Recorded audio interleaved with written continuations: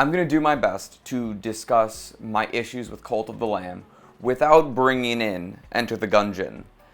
So, in Enter the Gungeon, you are running through these different floors in a clear dungeon crawling roguelike game where every single run feels new and fresh and funky, and you get these guns that can either make or break your run, and you're done and you're dead and it sucks and it hurts and it's all over, but you know what? You can go right back in.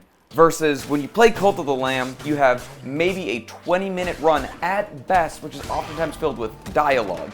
Minimal choices that don't mean anything based on your actual play. Do I want rocks, or do I want way too much health that I will never actually make use of? In between all of those little bits, you get a little bit of fighting. And even in that fighting in Cult of the Lamb, that fighting is pretty forgettable altogether. Every time you look at an enemy in Enter the Gungeon, you know exactly what you're getting when they're about to attack you. You know how to prepare for it. And yes, just because you can prepare for it does not mean it's easy, but it does mean that you can get better and better and better at planning for that fight. When I go into the Cult of the Lamb and I look at an enemy, I think, does he throw things, or does he jump?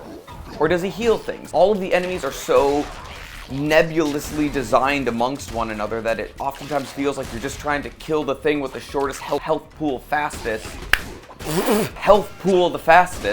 And if you're just trying to prioritize that, then you don't feel like you're getting any better at the run than you are at just hopefully dodging through things. Now, don't get me wrong, Cult of the Lamb has some strengths. The dodge mechanic, where it's an instantaneous dodge done and you can get right back into the combat, that is clean, that is nice, and I really do like that. And the other thing that's really good about Cult of the Lamb's combat is no contact damage. Contact damage to me, I think, is the bane of so many games that could go from being good to great. I don't even think Cult of the Lamb is good, but they don't have contact damage, so at the very least, it's passable. You don't have to worry about all of these other bullet hell mechanics on top of already worrying about, like, just little nudge on a guy. You don't have to sweat that part. So at the very least, Cult of the Lamb has that going for it. That being said, that's really where the line draws at the two strengths of Cult of the Lamb when it comes to the actual gameplay. Yeah, I would like to get better at the gameplay. I would like to be able to time attacks better. I would like to be able to position myself better on some of these enemies. But you know what? There's a big reason why I don't want to get better at Cult of the Lamb, and it's because you have to play Animal Crossing and The Sims 4 just to get back to a little bit of what Enter the Gungeon can offer you at the drop of a hat. I will give, like, my hat off to the sound designers, to the music team, to the design team, because the game looks almost perfect. Almost chef's kiss. You only get one, not two. The early bosses, like Heket, or Leshy, who, you know, feel fun and creative and kind of demonic in their own messed up ways. And then you, on the other side, have a man spider, and a octopus with guns, which, you know, you could argue that that's just another idea that they could have put into Enter the Gungeon but didn't follow through because they had way too much of a time just slamming in more and more content and then just trying to give one creative boss design. Yeah, some of the bosses in Cult of the Lamb look cool, but then, you know, you can look at the Amoconda, or you can look, no, fuck the Amoconda, actually. I'll get back to you. You have a game that is a love letter to so many different movies and games and characters and even fantasy novels. Hello, Brandon Sanderson. There's just so many more things about Cult of the Lamb that I wish was done better. And I think my big issue with Cult of the Lamb 2 is it was sold to be the next dungeon crawling roguelike coming from Devolver. And instead they gave us a game where you're more preoccupied with maintaining faith and food and whatever the fuck that third thing is that I would just press one button in the chapel to fix, and then it was all better. So it wasn't actually a problem, it was just tedium to keep you from playing the actual game so you could actually bite some meat off of the bone, but they don't want you to do that because they know that they didn't put in enough time into the gameplay,